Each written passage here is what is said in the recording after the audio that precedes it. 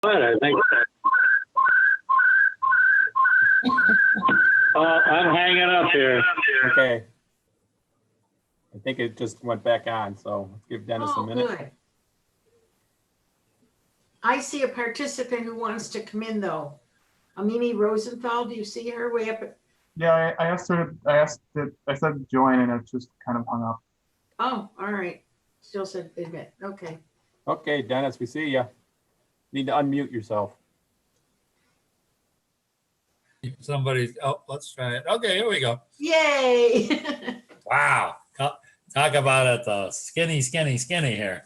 Okay. All right, so we're ready there, Jeff? Yeah. If everybody could keep, besides the board members, if you keep your video off until it's your time to speak, that's helpful for me. Thank you. Okay. All right. Well, I guess I could get lucky and can keep mine on. All right. So let's welcome everybody to the December Zoom meeting of the Town of Brighton Board of Appeals. So as you know, it is a Zoom meeting, so we will try to accommodate everyone who would like to speak. And hopefully if you just please pay attention so that when your application is called, that you will indicate that you're the person who's going to speak regarding that application. So at this time, Rick, I'd like to call to order the December meeting of the Zoning Board of Appeals. Was the meeting properly advertised? Yes, Mr. Chairman, is advertised in the Brighton Pittsburgh Post of November 28th, 2020. Okay, thank you. And could you please call the roll? Ms. Schwartz, Here. Ms. Tompkins Wright, Here. Ms. Dale, Here. Mr. Mites, Here. Ms. Watson, Here. Ms. Schmidt, Here. and Mr. Primo. Here. Okay, wonderful. And just for the record, Mr. Primo, we'd like to welcome him quickly. He will be our new member of the Zoning Board of Appeals. He's not ready to participate in tonight's meeting, so he will be listening in. And welcome, Ed, and thank you for your service. Thanks, Dennis. Okay, so we have some minutes to look at. And we have 2 months worth to look at. We have October and we have November. So why don't we start with October? And do we have any additions or corrections for the October minutes? Judy? Yes, Judy, please go Okay. right ahead. All righty. On page 20, there were two things that Ms. Tompkins Wright said, but it's inaudible. I don't know how important it is for you to figure out what that was and put those words back in, but it was lines 16 and 18. Judy, if it's marked Yeah.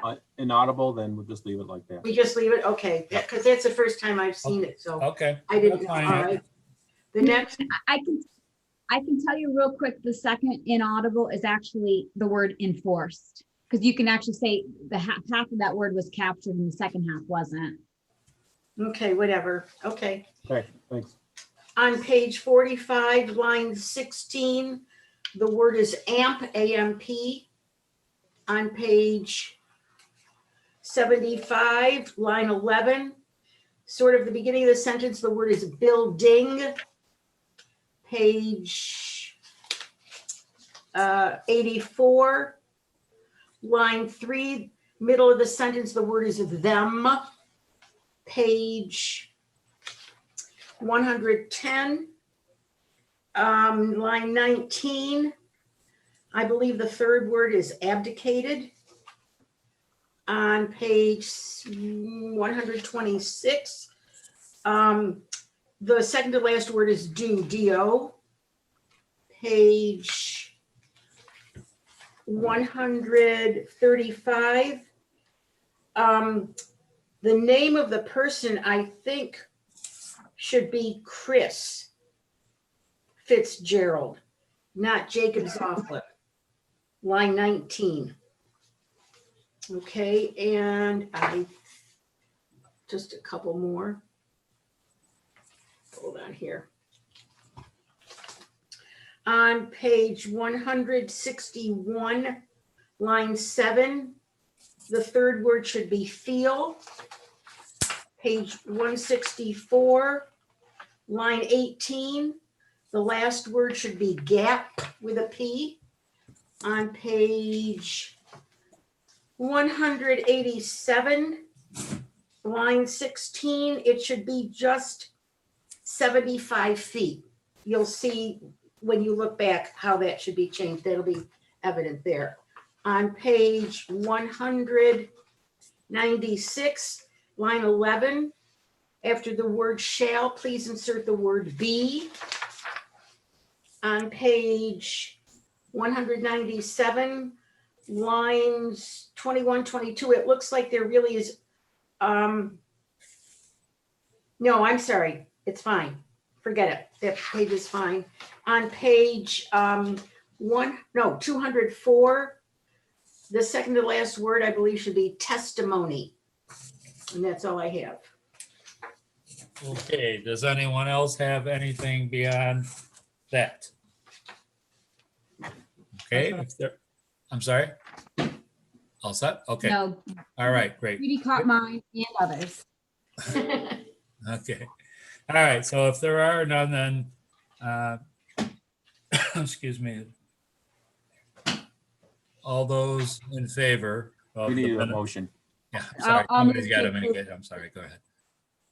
I'll move to approve the October minutes as amended. Second? Somebody? Second, The motion is to approve with corrections.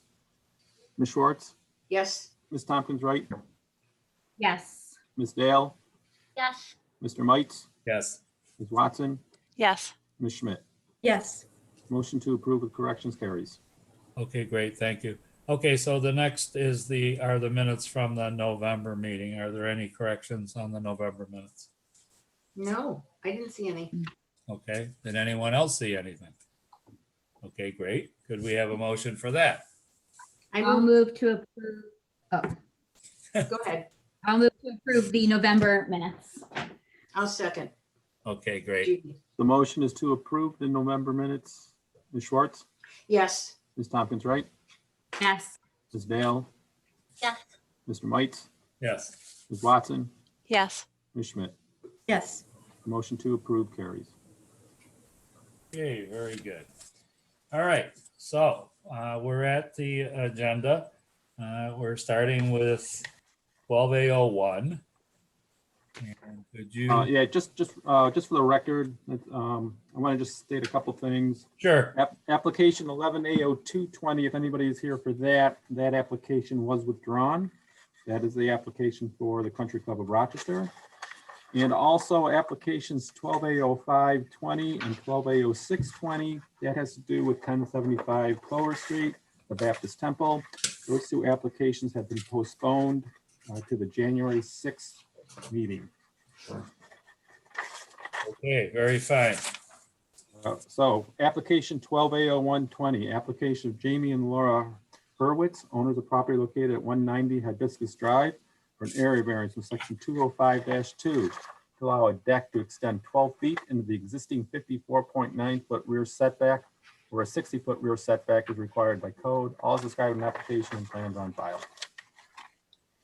Okay, great. Who is here to speak for 12A01? Jamie Hurwitz is here. I guess you can't see me. No problem, Damie? Well, I think it's something relating to the host. The host has asked you to start. Okay, start my video. Here I go. There I am. Okay, I'm here. Thank you, everybody. Wonderful. Okay. Appreciate the So board's when time. you're ready, yes, just give us your name and address and then please proceed. My name is Jamie Hurwitz. I live at 190 Hibiscus Drive in Rochester 14618. My spouse is a co-owner of the home. She is here, but she's dealing with kids and what have you. If we need her, we can get her. Okay, We have this variance application in relating to a deck that will hopefully be extending a bit beyond the existing deck. I tried to be comprehensive in my application. Hopefully that answered a bunch of questions. If I don't, this is my first go around with a zoning variance. So is there something I'm supposed to say, or do you have questions of me? Well, just why don't you give us a little understanding of what you're actually physically doing and why you're doing it? Why don't we start with that? Okay, very good. So when we purchased this house 10 years ago, there was an existing wood deck. It's depicted on Mr. Frisch's screen share here. It was deteriorated at the time. We've done a lot of band-aiding of it over the past decade, but it's become difficult to keep up. It's very deteriorated. I would estimate it's probably 30 years old. Well, it's gone now. It's been removed. And what we would like to do is, it's pretty confining. It only extends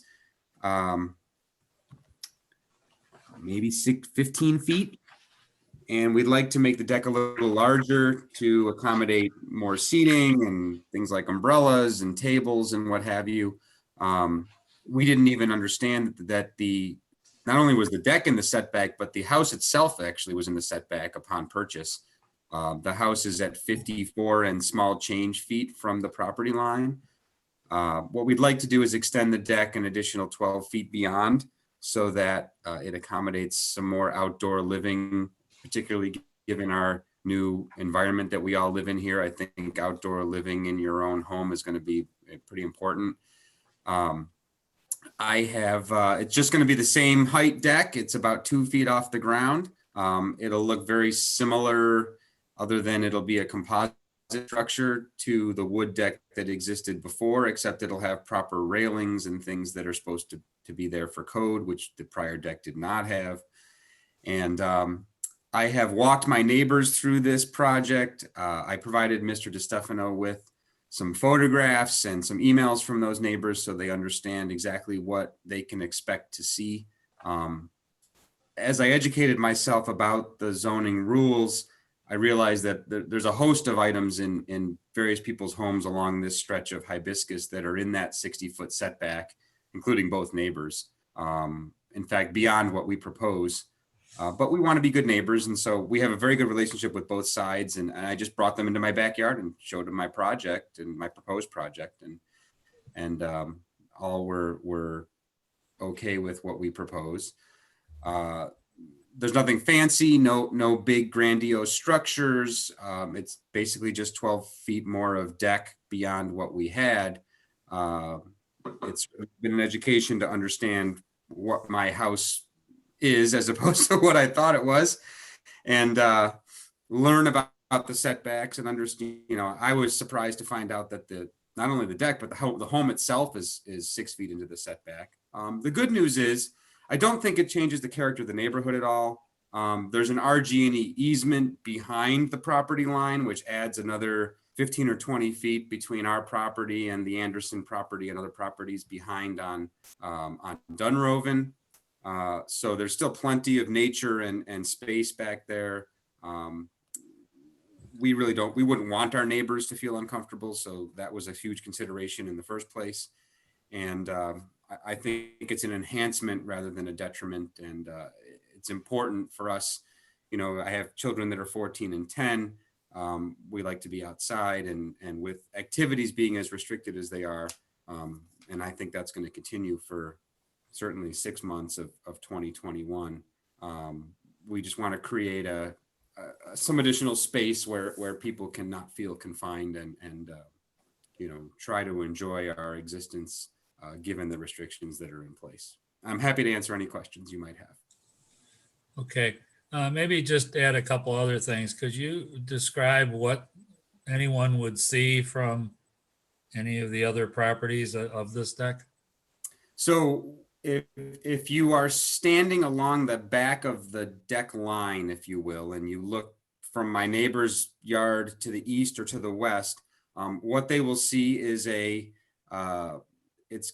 proposed deck is a gray, slate gray composite decking material with, at present, just your standard vinyl white rails with, your garden variety deck, I guess. So my neighbors to the east, the Jordans, will see very little because there's a 6-foot stockade fence and also massive 20-foot arborvitaes protecting this area. So they don't see much as it is.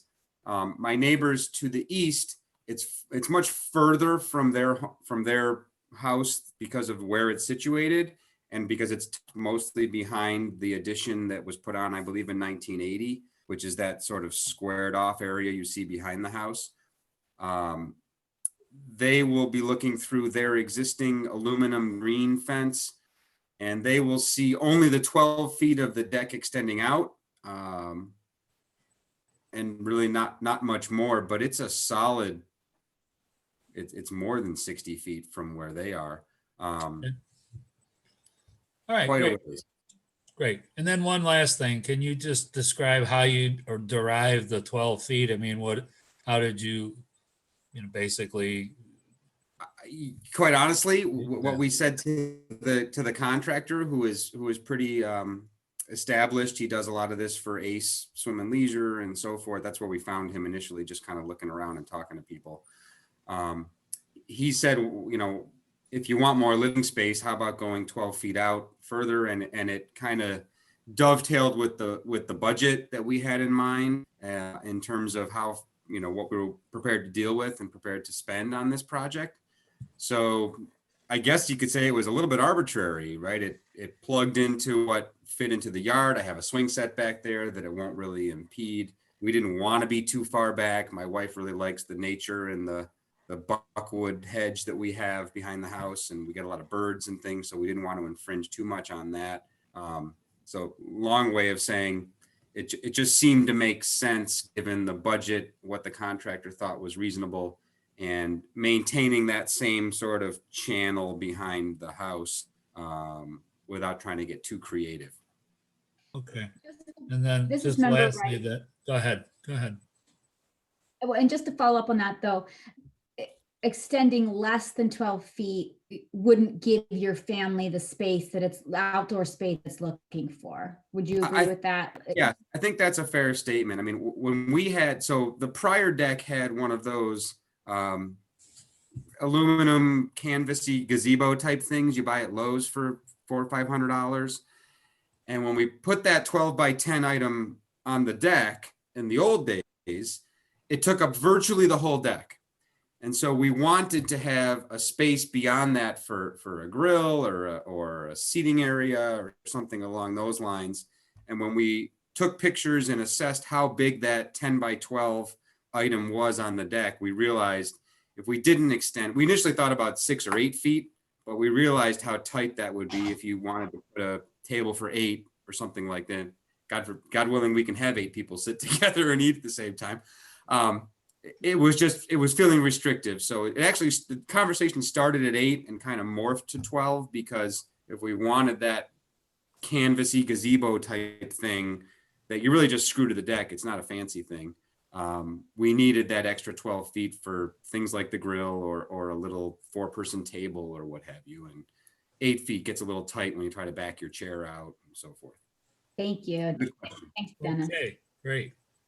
Okay, so do we have any other questions for Mr. Hurwitz? And I would also, I should mention things that are in the setback on both sides of me that are actually beyond this, which I think is partly why my neighbors weren't terribly concerned.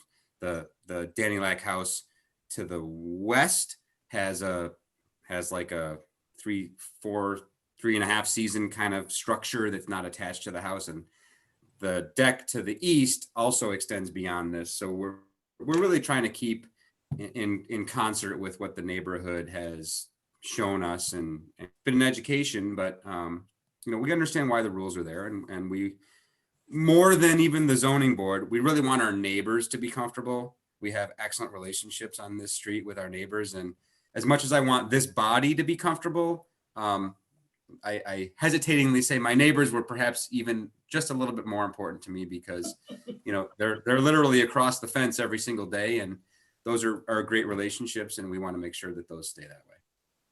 Okay, great. Thank you very much. Is there any other questions by the board members? Okay.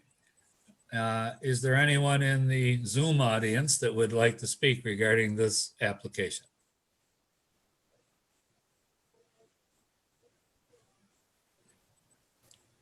Okay, there appears to be none.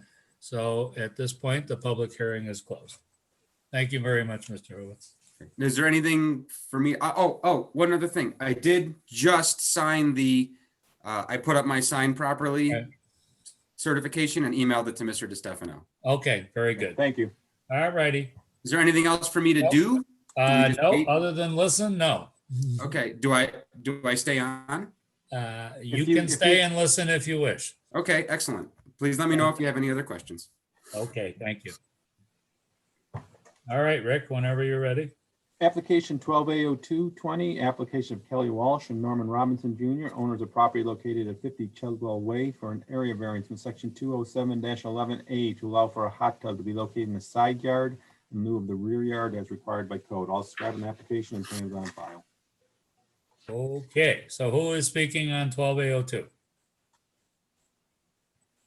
Hi, this is Norm Robinson, and Oh, Kelly is off camera behind me. So okay, wonderful. All right, Norm. So just for the record, name and address. Norm Robinson, 50 Cheswell Way. Okay, please proceed. My wife and I would like to put a hot tub in the side yard, or the side of the room that was added to the back of the house on the driveway, kind of on the driveway edge. When we originally filed the permit, it was rejected because it had to be in the backyard, which is, if you're looking at that plot map, the small area, right where your house is. The reason we can't put it there is we're right up on the property line on the left side of that map. And there's power that comes in from the power line to approximately where the second 6 is in the 2.66. So there's a 10-foot setback required from the property line, plus there's an electric code issue with being that close to the power lines. There's also a RG&E easement across the back, which limits going farther to the rear, plus another power line that runs across a little bit inside that dark line. It basically splits the garage in half. So too close to power, too close to the setback, and too close to the easement, and really not any room for a 7x7 hot tub in that yard, in that space. We've talked to all the neighbors.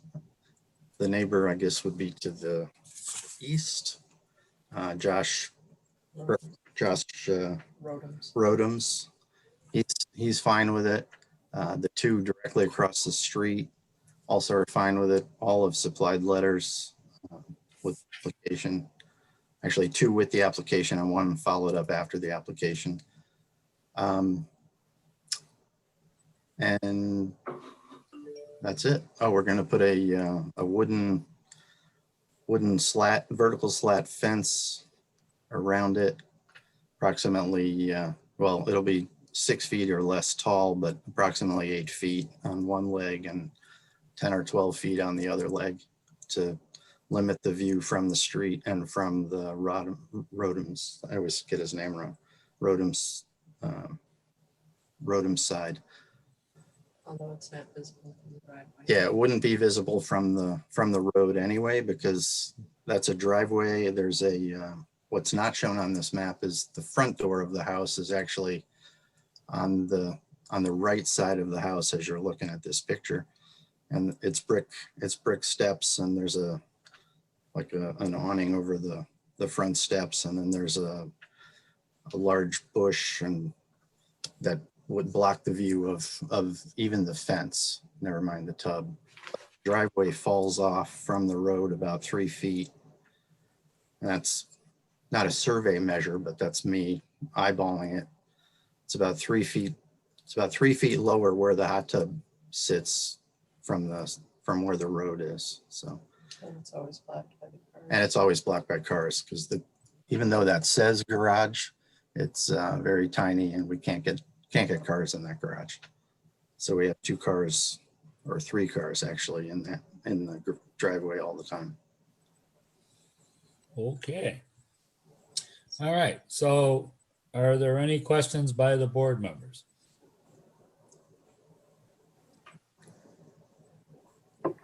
Seems pretty straightforward here. Okay, I see no questions coming from the board members. Okay, so at this point, I guess we'll see if there's anyone in the audience that would like to add anything related to this application. 12A02. Okay, there being none, then the public hearing for this is closed, and thank you, Mr. Robinson. Thank you. Appreciate all your time. Okay. All right, so Rick, whenever you're ready. I'll read the next two applications. It's for the same property, so.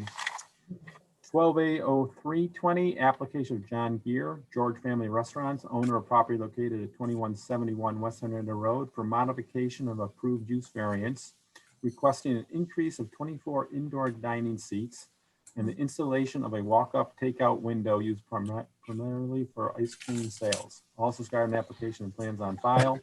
And application 12A0420, same applicant, same address for a sign variance from section 207-31 to allow for a building face business identification sign where not allowed by code. I'll describe an application and plans on file. Okay. So who will be speaking related to 12A, excuse me, 03 and 4? I will be. This is Betsy Brugg. Good Can you hear evening, me? Betsy. Hi. Okay, so for the record, you could just do your name and address, and then you may proceed. Sure. My name is Betsy Brugg. I'm an attorney with Woods Oviatt Gilman. My address is 1900 Bausch Place. I submitted this application, well, the two applications you have before you. The applicant, John Gear, the property owner and operators, I think also on the Zoom, if there are any questions, as well as Cade Kruger from DDS Engineers, if there are any questions related to the site plan.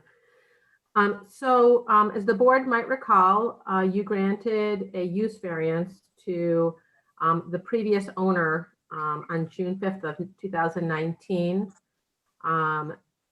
That was required. It was a legally pre-existing non-conforming use. The property's been a restaurant for some 70 plus years. And their prior tenant, there was some litigation, and as a result, there was an abandonment of the right to the use. So that was reestablished for the prior owner. The prior owner did not intend to operate a restaurant himself, but was the applicant on that original application. Since then, Mr. Gear and his entity have purchased the property.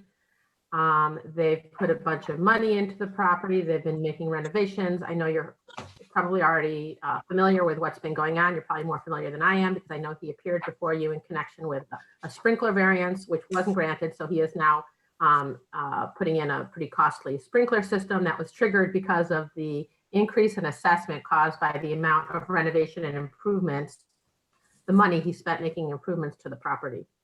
So what we're requesting today is in connection with his actual proposed operation. He does plan to comply with the variance as it was granted with the modifications that we are proposing and requesting that the board permit. And then the second variance pertains to a wall sign. I think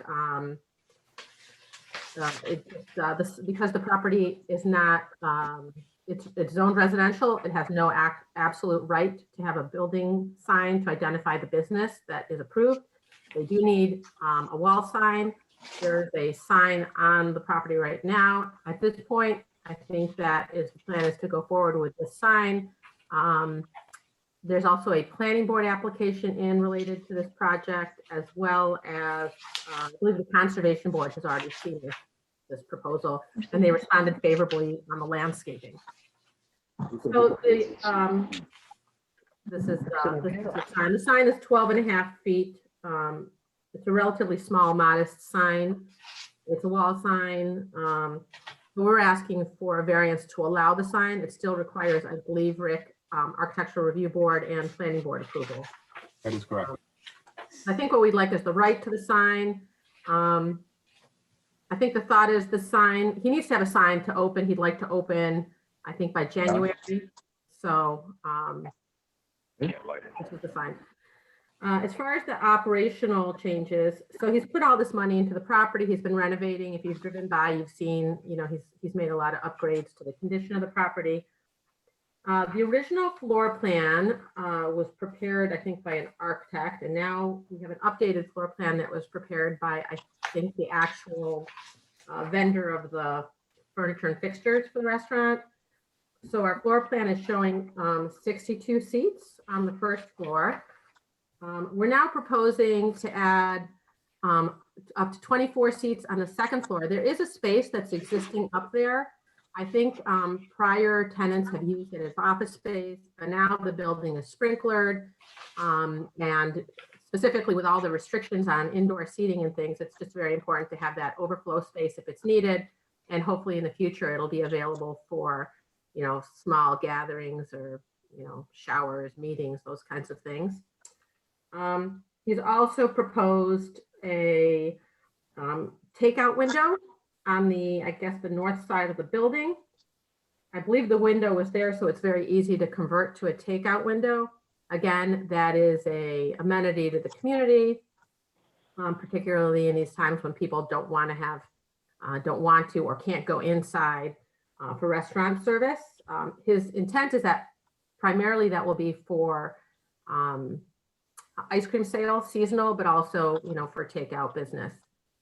And then as a result of the increased seating, I'm sorry, for the takeout window, we're also showing 2 outdoor kind of seasonal tables where people could sit and enjoy something they purchased. We're showing that on kind of this front pavement area. So the existing parking lot, the site plan is showing reconfiguration of that parking lot to, the parking lot has never really been kind of designed. It's just been what's been there. So they have cleaned up the design of the parking lot. It's more efficient. It's properly striped. It's linear. You can see the layout of the parking. New York State DOT is requiring that they pull back the pavement out of their right-of-way. So there'll be some green planted along the road. We're also proposing to remove 2 curb cuts. There are 2 kind of not well-defined driveways, I think, on West Henrietta Road. There is a driveway on Doncaster, which provides access to a, to Doncaster at signalized intersection there. And then there's a driveway out on Furlong. So we're proposing to leave those 2 and eliminate the driveways on West Henrietta. It just improves the safety. It improves the appearance of the property. It allows some green to be added. It works well with the reconfiguration of the parking. And then the proposal is to extend the parking to the north. And we're providing sufficient parking to meet code for the amount of seating. John has been in touch with the neighbors. The neighbors have been very excited for this project from the beginning. There's a number of letters and emails in support that were submitted from neighbors on Doncaster, Furlong, and some other neighbors in the area. And I'll point out that among those, 2 of them are the people closest to the parking expansion on Doncaster. Let's see. I think in a nutshell, that's the extent of the modifications. You know, the neighborhood is supportive. I think he's excited to be open. It's still going to be a family style restaurant. We're going to conform with the conditions of the original approval, except to the extent of the additional seating proposed, the takeout window, and the modifications as we've described them in the application. I'd be happy to go through some of the standards for the granting of the relief for the variance for the sign and whatnot if you'd like, but I think I've done that in writing. Hopefully the board appreciates that you can't really have a business succeed without some type of business signage. I believe the property has probably always had signage for the previous restaurants. The sign is discreet and it's modest in size and it faces West Henrietta Road. Okay. All right. So anything else, Betsy, at this point? Nope, I should just point out again that there's some landscaping added. I don't know that you can see it all on this plan. I think we gave you a landscaping plan as well. It was done by a landscape architect to provide some screening for the neighbors, for the adjacent neighbors, particularly for headlights, and just to kind of upgrade the overall appearance of the property. The Conservation Board, I wasn't there, but I understand they responded favorably to the proposed landscaping. And I think the Planning Board didn't have any particular objections or comments on the plan. And should this board grant the approval, the project will go back to the Planning Board and to Architectural Review Board for the sign. Okay, very good.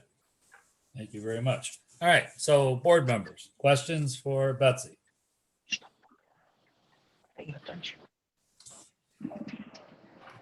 A quick question just about this previous signage. Do you know where was the previous signage in a similar location of a similar size for previous restaurants at this site? I assume it was, but I don't actually know what the previous signage looked like. I'll answer that. The previous signage was all awning signs. So that building had awnings out in front.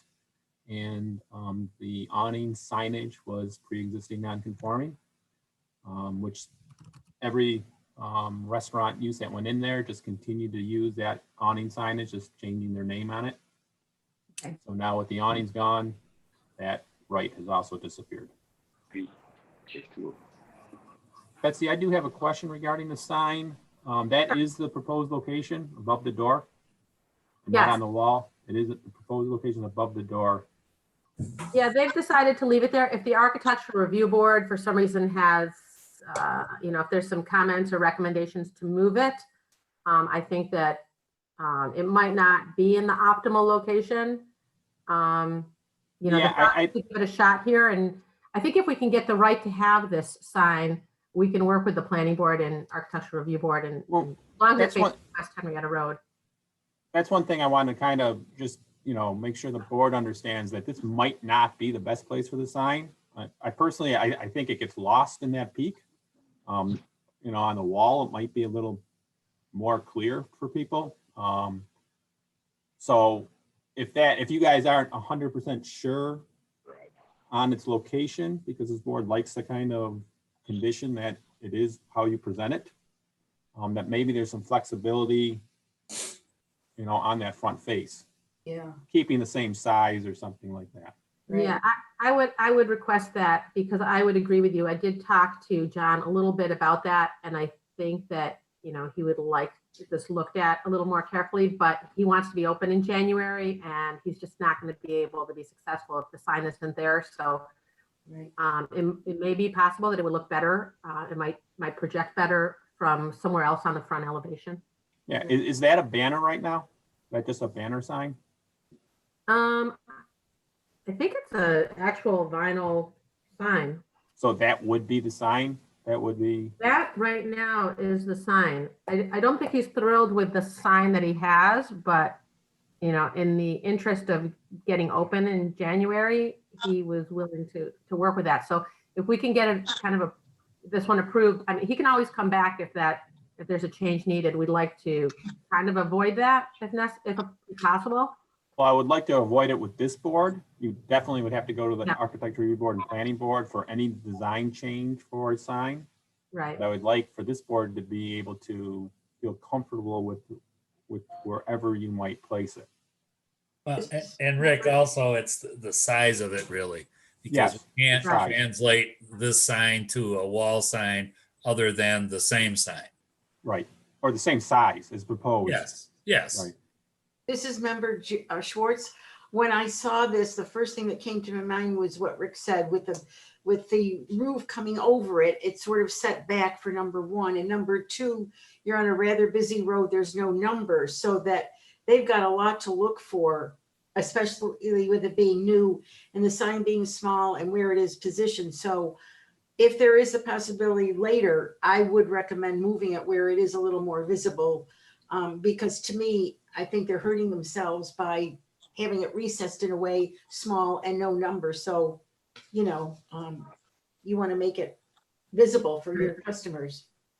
So the way the variance is advertised, it's a variance to allow a building identification sign, business identification sign where one is not allowed. So if the board would be willing to be flexible in approving a sign on the front elevation not to exceed a certain size, subject to review and approval of the Architectural Review Board, I think that would give us some flexibility to move it and, you know, maybe make some adjustments in the design if needed. Okay, that's something we can certainly consider. Okay, so why don't we do this? Are there other questions about, well, let's move also as it relates to the seating situation and the second floor occupancy. Are there any questions related to that?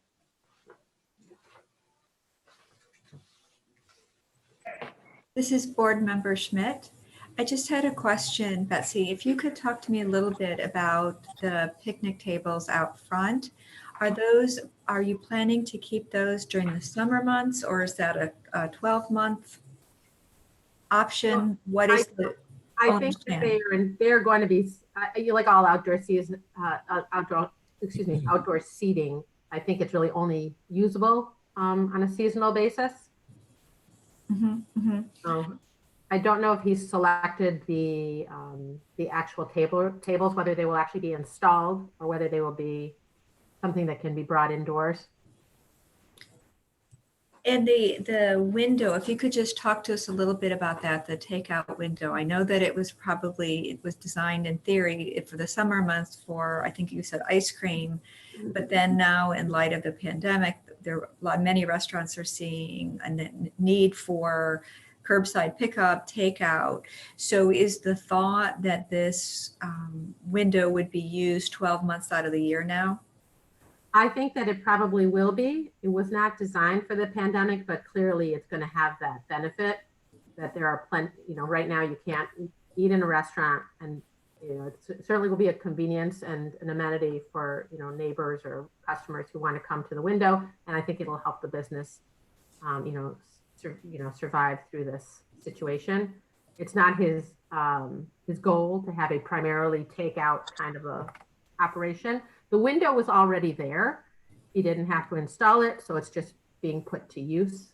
The counter added, and it's a good way to serve customers. Thank you. Okay, great. All right. Any other questions for Betsy? Okay, very good. Well, thank you, Betsy. Let's see if there's anyone in the audience that would like to speak regarding either of these two applications, number 3 or number 4. Okay, public hearing on each of these is closed. Great, thank you. And just again, once again, applications 12A0520 and 12A0620 have been postponed to the January 6, 2021 meeting. Okay. All right, so I guess our point of order here then will be to begin with application 12A01 and have our deliberation on those 4 applications, and then we would move into the old business. All right. So let's begin with 12A01. So 12A01 is the deck at 190 Hibiscus. Does anyone have any concerns about this application? No. No. Everyone good with it? Okay. Yes. All right. Well, I have it, so I will read it. So I move we approve application 11A0120 based on the following findings of fact. 1, the previous deck was in a deteriorated condition and has been removed and was too small to accommodate the needs of the applicant. 2, the additional 12-foot extension into the 60-foot rear setback will have minimal impact due to existing vegetation and fencing. 3, numerous similar deck structures are present in the subject neighborhood, and thus no negative effect on the character of the neighborhood will result from the approval of this variance. And 4, the proposed deck is in fact the minimum size required to meet the needs of the applicant. Conditions. This application is based on the testimony given and the specific size and location of the deck in the testimony and drawings. And 2, what does he need here? Just a building permit, Rick? Yeah, all necessary building permits shall be obtained. Okay. And if we could have a second? Second, Judy. Okay. Thank The you. motion is to approve with conditions. Ms. Schmidt? Ms. Schmidt? Yes, I was muted. Sorry. Ms. Watson? Yes. Ms. Dale? Yes. Ms. Tompkins Wright? Yes. Schwartz? Yes. And Mr. Mites? Yes. Motion to approve with conditions carries. Okay. The next application would be Cheswell Way for the hot tub on the side yard. Any concerns here? No. No. I know neither. Judy, go right ahead. Okay. I move that we approve application 12A0220 based on the following findings of fact. 1, the proposed placement of the hot tub in the side yard rather than the backyard as required by code is necessitated by the fact that a hot tub must be placed 10 feet from the power lines and the property line. Power lines extend across the entire backyard, which is raised from the northwest corner of the lot to the house.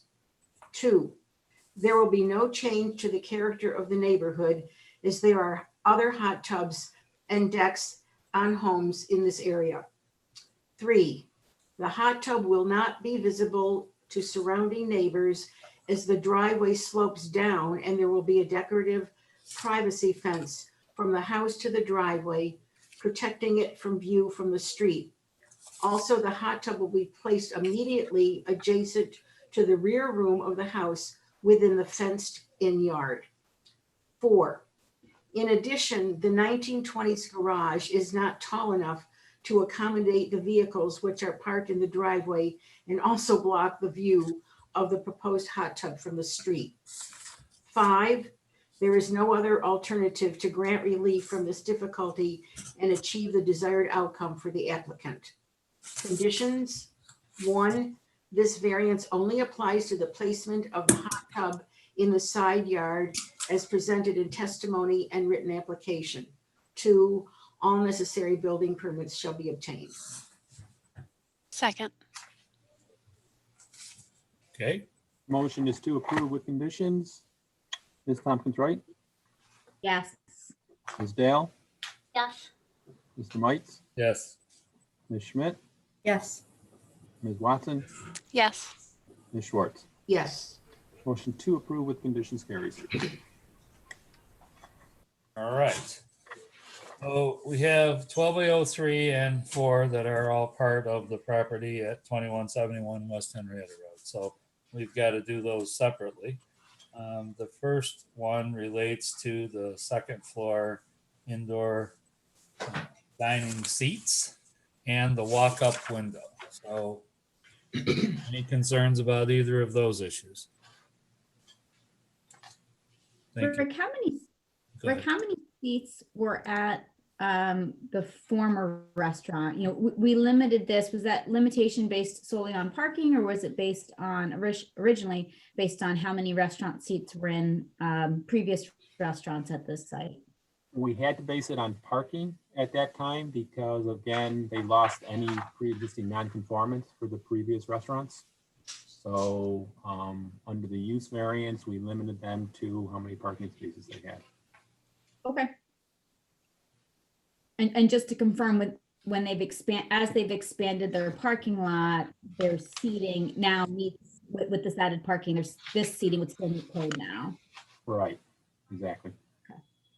And also, I think the other key factor too is that now that the property is sprinklered, the second floor seating is certainly a much safer situation and allowed by code, building code. Agreed.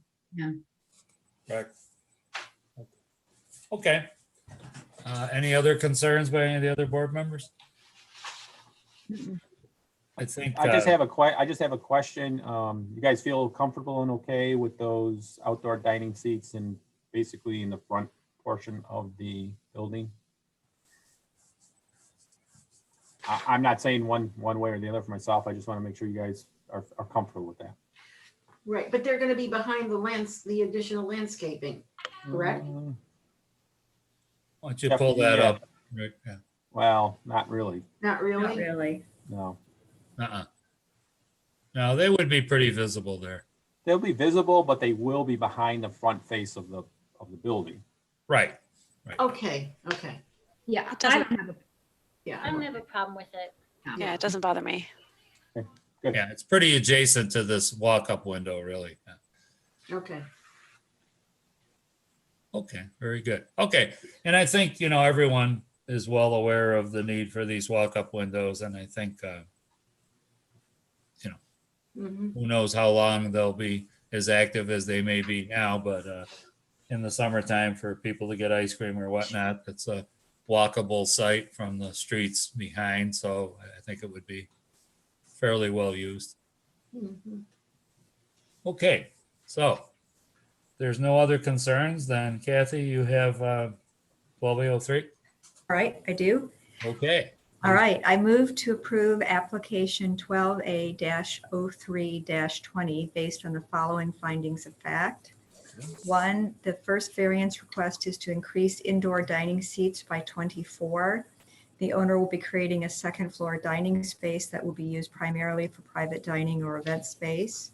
The second variance is a request to install a walk-up takeout window that will be used primarily for warm weather ice cream sales and for takeout orders, which is important during this pandemic where customers may not be able to or willing to dine inside. 2 outdoor tables accommodating up to 4 persons each will be located in the open area at the front of the building, convenient to the takeout window. These tables will increase outdoor seating to 32. Number 3, improvements will be made to the current parking lot to accommodate the additional seating. Moreover, landscaping will be installed. The additional and reconfigured parking and additional landscaping will improve the overall appearance, parking, and safety. 4, the property has operated as a restaurant in this location for approximately 70 years and sits on approximately 2.5 acres. Due to its size and location, it can accommodate the proposed modifications to the operation and site. 5, granting of this variance will not produce an undesirable change in the character of the neighborhood or be a detriment to nearby properties. Indeed, multiple neighbors have sent in letters of support for these variances, seeing both as improvements. 6, there is no evidence that there would be a negative impact on the health, safety, and welfare of the neighborhood. Conditions, the variances will apply only to those described in the application and testimony provided and will not apply to future projects. All necessary building permits shall be obtained. Second. I'd also like to say, add all necessary planning board approval shall be obtained. Thank you. Do you want to be a little more specific with the outdoor seats? I mean, you kind of said it in the number 1 that it pertains to the plan as submitted, so I think we're okay. Yeah, I think so. Yeah, I It'd be think we're kind of okay. hard to exactly describe them. So. Right, so I think we're okay. All right, sounds good. Do we have a second? Yeah, Judy. Okay, Judy, thank you. The motion is to approve with conditions. Mr. Mites, Yes. Ms. Dale, Yes. Ms. Watson, Yes. Ms. Tompkins Wright, yes. Ms. Schwartz, Yes. and Ms. Schmidt. Which is it? And Ms. Schmidt. Yes. Motion to approve with conditions carries. Okay, and then we have 12804, which is a sign issue. Obviously, we've discussed this a little bit. I think there's a pretty consistent sentiment here that the location of this proposed site may not be the best alternative. You know, we're on a pretty busy road and the restaurant is set back a bit. So I think looking at an alternative location makes certain sense.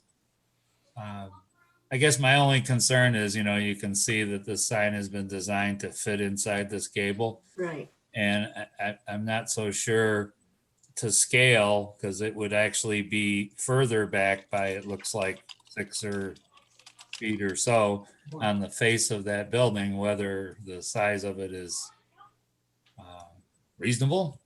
Right. Well, Dennis, I have Dennis, a question. What is underneath the sign? Is that glass? That horizontal? yeah, That's glass. Oh, okay. one thing that we could do is we could look at this as a typical commercial property and basically say you have a right to a size that is allowed by code. And basically, that's taking that front portion of the building, multiplying it by 1.5, and that would be your allowable square feet. The width of the front of the building times 1.5. Right. Which would give probably more square footage than what they're showing there. That's keeping that sign within code, or if this property was in a commercial district. Right. So it's something to think about. Okay. Well, it sounds like, and there's maybe one other way to look at this, that the diner wants to potentially open in January. So to even create another sign and do that might be quite difficult to do. One thing I guess that would also be possible is to approve this sign the way it is, and then, you know, or as a temporary sign, I guess, and then look at whatever else they do. That would force them to come back again. But I Right. doubt practically that another sign could be designed and built and put up there before January anyway. Right. You know, the thing is that they don't have to use all the square footage that we give them. So in essence, if they wanted to keep that sign, that would be fine. If they decide that they want to come back, you know, to the architecture review board and the planning board for their sign, they'd still have the right under the variance to possibly have a larger sign on the building face. Right. But you said something about it being set back even further on the building, and then you've got. Well, that little- but if it's set back further, it might be larger. The Right, sign might but- be Well, larger. I think it would need to be larger, right? Right. Right, And- but if you look, that entryway does project a bit, so if you're coming from, the west, you know, you still would have. It would, the nice thing about this property, you're right, that sign would be blocked Yeah, if you're coming from the from west. the east towards, you know, going north to south. That Right. sign is going to be blocked, you know, if you put it on the building face. But the nice thing about this property is that you go by it, you got a road Street, yeah. right there that you can Yeah, turn yeah. into. Right, So you'd see that sign if you weren't going too fast. True. You'd see that sign as you got to the building. yeah, you're right, yeah. But, you know, I don't want to design it for them. I just want to try to keep them from having to come back to us. Okay, And Rick, is this the photo that they supplied for when it says in the paperwork that they have a photo is enclosed of the sign? Yes, I believe so. This is the only sign that there's a photo. Yeah, the only thing that was depicted, right? This may be, this is what I thought and how I wrote this up. And this may be too conservative, which might be the first time anyone has called me too conservative. But I would be reticent to make an approval that's significantly larger square footage wise than what they applied for, because while I think it's unlikely, it's possible that neighbors might have seen this application for a 12.5 square foot sign and said, I'm good with that. And if instead it was a 30 square foot sign or whatever it would be permitted under the code if this was a commercial site, might have felt differently. And even though I think we noticed it enough, I think what was in the plans wasn't enough. The public, could have applied, could have approved something significantly more than that. So my You're right. suggestion would be to approve, 12.5 square foot sign wherever on that, in this location or wherever on the face they want it to go, yeah, I'm sorry, yeah, 12 and a half square feet, 2.5 feet by 5 feet. And then if they want it to be larger, that they would come back so that it can be noticed and we can just confirm that there, isn't a neighbor who has a concern with a significantly larger sign. Right. That's a good point, because we are changing their application in a way without notification, if you think about it. We've never done that, Rick, I don't think, or Dennis. We may have had some little bit of leeway here or there, but Right. I don't But not- disagree with what Andrea is saying. Right, she's right. Yeah, and Yeah. I think we can be pretty clear that even this 12 square foot sign just would not work on the building face. It's just really too small for that. Mhm. So it has to be changed in some fashion. And I appreciate, everyone's effort to help move them forward. However, the sign's going to be there a while and it's going to depict the nice renovation that Mr. Gear's done to this building. So it obviously makes sense to get it scaled properly. So if it means one more visit, then I guess it means that. But Mhm. so I don't know what everyone else thinks. I think, Andrew's point is well taken. Yeah, the key here is location. I mean, provided that we just give them the right to have a sign on the building face of 12 and a half feet, where it is now, or on the actual wall next to the vestibule, it's still all building face. Right. No, Yep, that's, and it's going to be subject to ARB or planning board. Right. So the There's sign another layer of design- review. yeah, I don't Right. think we're concerned about the design of it, but yeah.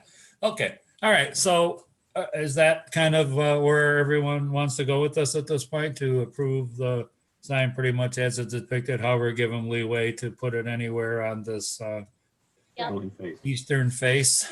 Right, but as presented, fine. Okay. You good with that, Andrea? Yeah, but I would say this too. The other thought that I had was that I'm also okay with them changing the sign, which would have to go through ARB and planning board anyway, as long as it's not larger than this sign and not internally lit. So if they find a way to make this sign, make this location work, they don't have to come back for this if they have a different design on their Right. sign. Well, that's Yes. fine. You're just giving them maximum square footage and telling them that it's got to be on the eastern Yeah. face. We're letting them have a sign of 12 and a half feet on the building face. However Yep. it looks, that's up to the planning board and architecture review board. Okay, that's fine. And that's normal course of business anyway. Okay, go ahead, Andrea. I move to approve application 12A-04-20, et cetera, based on the following findings of fact. Number one, the granting of the requested variance will not produce an undesirable change in the character of the neighborhood or be a detriment to nearby properties. This property has been a restaurant for 70 years and previously had signage on an awning identifying the restaurant to customers. While such awning signage is no longer available, such proposed signage is consistent in its size and purpose with the properties and neighborhood's history. Number two, the requested variance is not substantial. The sign is modest in size, faces West Henrietta Road, a heavily traveled road on which many various mixed uses are located, and all lighting is contained to the front of the site/sign by gooseneck lighting. Number three, the benefit sought by the applicant cannot reasonably be achieved by any other method. There are no reasonable alternatives to appropriate signage for a restaurant use for the purpose of identifying its location to the public. Number four, there is no evidence that the proposed variance will have an adverse effect or impact on the physical or environmental conditions in the neighborhood or district. Conditions. Number one, the variance granted herein applies only to one sign of no more than 12.5 square feet in the location as depicted in the application or at such alternative location along the face of the building facing West Henrietta Road. Number two, the sign shall not be internally lit. Number three, all necessary architectural review board and planning board approvals and other permits must be obtained. Second.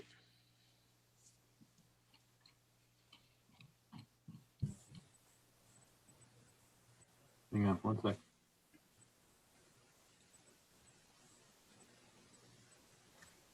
The motion is to approve with conditions. Ms. Schwartz, Yes. Ms. Dale, Yes. Mr. Mites, Yes. Ms. Schmidt, Yes. Ms. Watson, Yes. and Ms. Thompson's right. Yes. Motion to approve with conditions carries. Okay, very good. Thank you and good luck. Okay. All right, so we finished. Again, please hang on to your paperwork for 12A05 and 6. There were numerous correspondences, as you know, so please hang on to all that stuff. And at this point, we can go into the old business. We have 2 applications that were tabled for a lot of extra analysis and articulation, I guess. So at this point, I think we did receive some proposed language related to this, but I'd like to just kind of go around the group first to see if everyone's had another month to kind of think this through, read the information that they were given. And so I would just like to see where people are on this application. I believe we can sort of globally talk about the 2 of them. They're pretty much a similar application. And then we can decide based on what we're doing, how to articulate them. So, okay, so you're up there in the big screen, Andrea. So what are your thoughts, my friend? Yeah, well, I have lived in these documents a lot over the past few weeks. So, And for the record, I- thank you for your additional work. We appreciate it. yeah. Yeah, but I fully support the proposed denials, motions that as they're written with, amendments that have been proposed. I think we've gone through the arguments that each applicant made, and additional arguments that they may have referenced in their testimony when they were before the board. I feel very confident that this is the way that we should vote on these 2 applications, that this is a weighing of the balance of all of the information that we've been given, the evidence that's been submitted, the testimony. I feel very confident that this is where we should be going. Okay, thank you very much. How about Ms. Watson? I concur. I think that we've really looked at every point that was made. We've thought through it carefully, and it's articulated just as I would agree to. So I agree with the denial. Okay. And Ms. Dale? Yes, I also concur. Okay. And Ms. Schmidt? I agree as well. I do have some questions about some proposed language, but in concept, I agree. Okay. And how about Judy? I learned a lot because in the beginning I thought maybe it was a matter of semantics with some of the issues that were raised, but after reading it through and really talking it through with Rick, I have to give him credit for explaining it further. I do agree with the denial. Okay. Okay, and I do as well. I think we've really looked at all of the relevant issues, the relevant submissions, and I feel pretty comfortable about it as well. So Kathleen, maybe you could point out for us the areas of concern you have. Yeah, I don't want to pull up the document because then I'll lose the group, but there was a section where it says that it's repeatedly, it says that the move-ins have withdrawn this argument.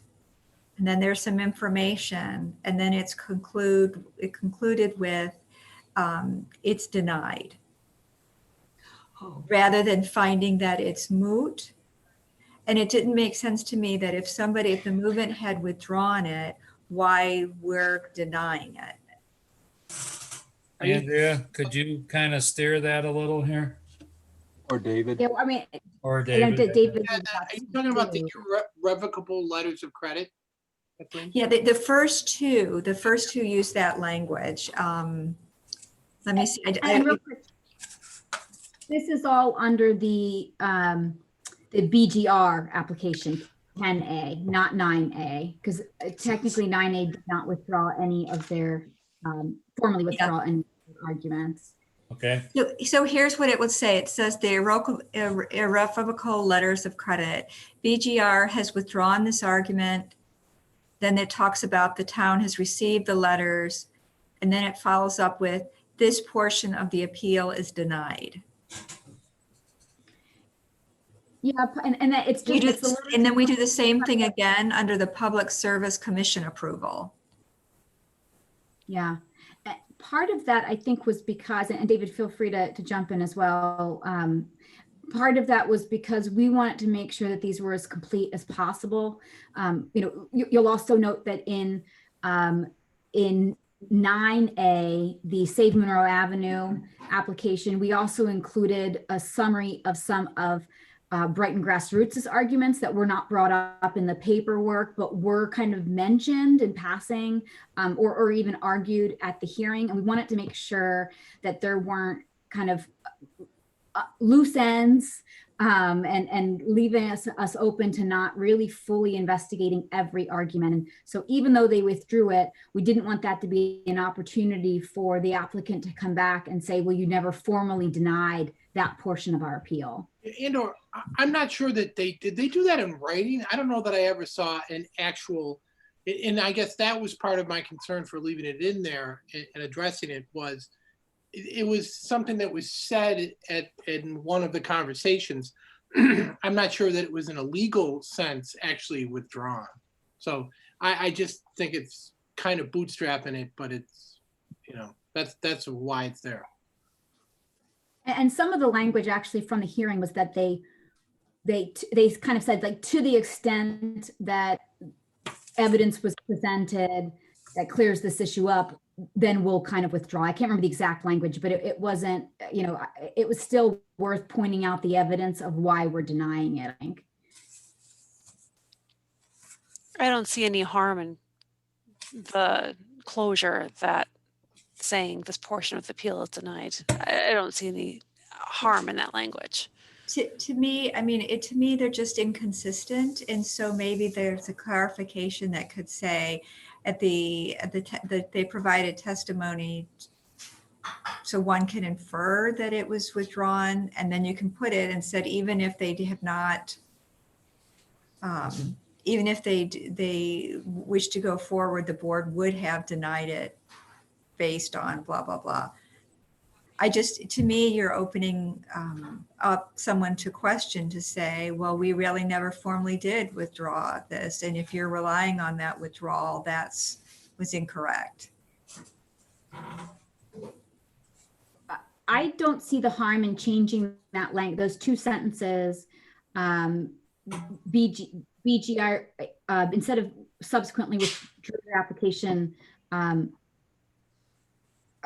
Well, David, what do you think? We could either just take it out, because I think the argument stands on its own.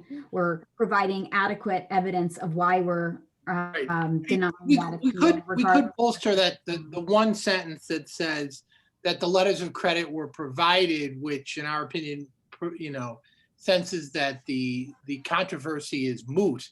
However, if not moot, we would, given the facts as presented, we would deny the appeal, or we do deny the appeal. And if that's okay, Kathleen, I would have no problems putting that sentence in there. Yep, that to me, that clears that up on the letter of credit and on the Public Service Commission approval section, which is the same issue. Okay, yes, we can do that. Okay.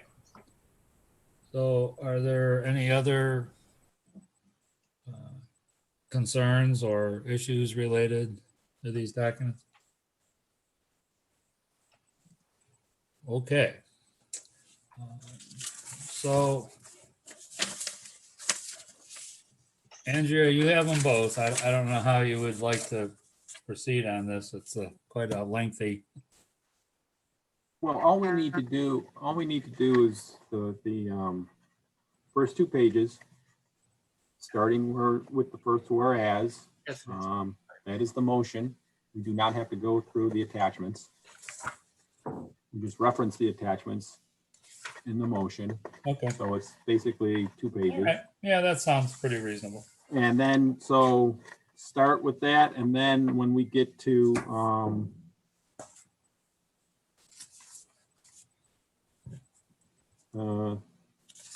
yeah, so when you get to the resolved in accordance with the records proceedings findings, I find, fourth attachment A, the appeal is denied, and then I will call the roll on that. Okay. All right. very I good. move to deny deny. And we need a second, obviously. Yeah. right. Yeah, then we'll have a second, and I'll call the roll on it. Okay, very good. You good with that, Andrea? Sure. Okay, go right ahead. All right. I move to deny application 9A-04-20, et cetera. And just start out whereas. Okay, period. Whereas on August 4th, 2020, Save Monroe Avenue, Inc., also known as 2900 Monroe Avenue LLC, Cliffords of Pittsford LP, Alexco Land Services, Inc., Julia D. Kopp, Mark Boylan, Ann Boylan, and Stephen M. DePurrier, collectively known as SMA, filed application 9A-04-20, otherwise known as the appeal, with the Town of Brighton's Board of Appeals, otherwise known as the ZBA, appealing the Town of Brighton's building inspector's issuance of building permit number 20180487, otherwise known as the building permit, to the Daniele Family Companies, otherwise known as the developer, for the Whole Foods Plaza project located at 2740 Monroe Avenue, 2750 Monroe Avenue, 2800 Monroe Avenue, and a portion of 175 Allens Creek Road, and a portion of 2259 Clover Street, otherwise known as the project.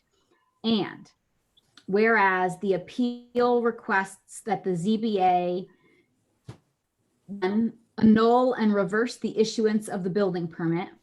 2, determine that the developer has failed to confirm that it has met all of the required conditions set forth in the Brighton Town Code and in the incentive, zoning, and site plan approvals necessary for the issuance of the building permit. And 3, award SMA all costs and fees associated with the appeal. And whereas on September 2nd, 2020, the ZBA held a regular meeting, which was duly noticed and duly noticed to the public as required by law. And whereas on October 7, 2020, the ZBA held a regular meeting, which was duly noticed and published as required by law. And whereas on September 2nd, 2020, and continued on October 7th, 2020, the ZBA held a properly noticed public hearing with respect to the appeal. And during the public appeal, all persons desiring to speak on the appeal were heard, and such persons also submitted documents and other correspondence for consideration by the ZBA, and all those materials were considered by the ZBA as part of the record for the appeal. And whereas on October 7th, 2020, they closed the public hearing, tabled the appeal, and allowed the building inspector 2 weeks to respond to new information submitted in connection with the appeal. And whereas on October 7th, 2020, the ZBA commenced deliberations with respect to the appeal, which deliberations were continued by the ZBA at its regular meeting on November 4th, 2020. And whereas on November 4th, 2020, the ZBA held a regular meeting, which was duly noticed and published as required by law. Resolved Each of the whereas clauses in this resolution are incorporated by reference as specific findings of this resolution and shall have the same effect as the other findings herein. And it shall be further resolved that after duly considering all of the evidence before it, the ZBA in all respects accepts, approves, adopts, and confirms the findings of fact set forth as attachment A to this denial, which findings of fact are incorporated herein in their entirety and resolved in accordance with the records, proceedings, and findings set forth as attachment A. The ZBA affirms the issuance of the building permit, and be it further resolved in accordance with the records, proceedings, and findings set forth as attachment A, the appeal is denied. Do I have a second? Second. The motion is to deny the appeal. Ms. Schwartz, Yes. Ms. Dale, Yes. Ms. Watson, Yes. Ms. Schmidt, Yes. Mr. Mites, Yes. Ms. Tompkins Wright. Yes. Motion to deny the appeal carries. Okay. So we need to move forward with 10A02. Correct. Yep. I move to deny application 10A-02-20, etc. Whereas on August 20, 2020, Brighton Grassroots LLC, otherwise known as BGR, filed application 10A-02-20, otherwise known as the appeal, with the Town of Brighton Zoning Board of Appeals, otherwise known as ZBA, appealing the Town of Brighton Building Inspector's issuance of building permit number 20180487, otherwise known as the building permit, to the Daniele Family Companies, otherwise known as the developer, for the Whole Foods Plaza project located at 2740 Monroe Avenue, 2750 Monroe Avenue, 2800 Monroe Avenue, a portion of 175 Allens Creek Road, and a portion of 2259 Clover Street, otherwise known as the project. And whereas the appeal requests that the ZBA, 1, reverse the decision of the Town of Brighton Building Inspector to issue the building permit, 2, annul the building permit, 3, determine that the developer has failed to establish with documentary evidence that it has met all of the required preconditions/requirements for issuance of the building permit as set forth in the Brighton Town Code, Incentive Zoning Resolution, and Site Plan Approval Resolution. And 4, identify which outstanding preconditions/requirements the developer must satisfy before a building permit can be issued. And whereas on October 7th, 2020, the ZBA held a regular meeting, which was duly noticed and published as required by law. And whereas on October 7th, 2020, the ZBA held a properly noticed public hearing with respect to the appeal. And during the public hearing, all persons desiring to speak on the appeal were heard, and such persons also submitted documents and other correspondence for consideration by the ZBA, and all those materials were considered by the ZBA as part of the record for the appeal. And whereas on October 7, 2020, the ZBA closed the public hearing, tabled the appeal, and allowed the building inspector 2 weeks to respond to new information submitted by BGR. And whereas on October 7th, 2020, the ZBA commenced deliberations with respect to the appeal, which deliberations were continued ZBA at its regular meeting on November 4, 2020. And whereas on November 4, 2020, the ZBA held a regular meeting, which was duly noticed and published as required by law. Resolved. Each of the whereas clauses in this resolution are incorporated by reference as specific findings of this resolution and shall have the same effect as the other findings herein. And be it further resolved that after duly considering all of the evidence before it, the ZBA in all respects accepts, approves, adopts, and confirms the findings set forth as attachment A, which findings are incorporated herein in their entirety. And resolved in accordance with the records, proceedings, and findings as set forth as attachment A, the ZBA affirms the issuance of the building permit.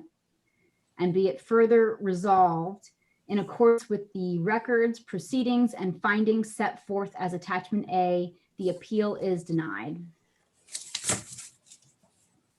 Do I have a second? Second, please. Second. I will. I got Jean for the second. Yep. The motion is to deny. Ms. Schmidt, Yes. Ms. Watson, Yes. Mr. Mites, Yes. Ms. Schwartz, Yes. Ms. Dale, Yes. and Ms. Tompkins Wright. Yes.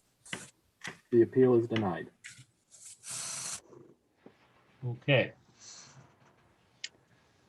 All right, so I think we've had it. That's it. Okay. So a couple things, just again, welcome to Ed. Look forward to working with you on the board.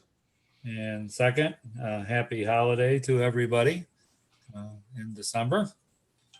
And be safe. January 6th is our next meeting. So you got an extra week this month. Enjoy it Okay. and have a good holiday. All right. Thank you, everybody. Thanks. You too. Thanks. Thanks, guys. Thank you very much. Good night. Bye.